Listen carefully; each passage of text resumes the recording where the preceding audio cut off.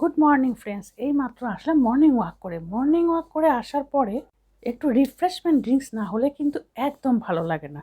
চলো আমি নিয়ে যাচ্ছি আমার বেলকনিতে। এই দেখো মোটো মোটো অ্যালোভেরা হয়েছে, কেটে নিচ্ছি। এখন ইয়েলো জলটা বার করে জন্য রেখে দেবো আধ ঘন্টা খানে।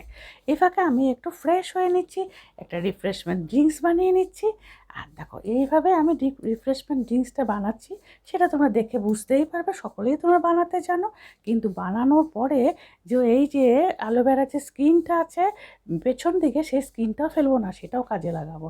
ওই যে আমি বললাম না, 1 ঘন্টা আমি আমার নিজের জন্য সময় দেই। আর এই 1 ঘন্টা কিন্তু খুব মূল্যবান। আমি দুনিয়া যেসেকে তেইসে হয়ে যায়, আমি কারোর কথা শুনি না। 30% নিয়ে নিলাম অ্যালোভেরার জুস, বাকি আমি ফিল্টার ওয়াটার নিয়েছি। আর কিভাবে বানাচ্ছি তোমরা দেখতেই পাচ্ছ।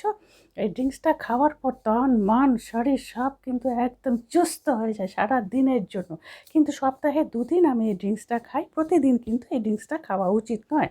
সাথে নিয়ে নিচ্ছি মিন্ট, সেটাও কিন্তু আমার বাড়ির গাছের মিন্ট।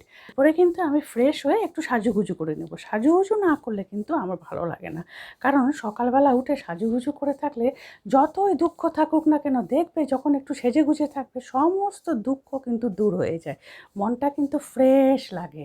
এই জন্য প্রতিদিন সকালে 1 ঘন্টা আমি আমার জন্য রেখে দিই। ব্যাস ফিনিশ আমার ড্রিঙ্কস। এই দেখো আমি অ্যালোভেরার চোকলাটা দিয়ে কি করছি, সম্পূর্ণ গালে ঘষে নিই। বললাম 1 ঘন্টা।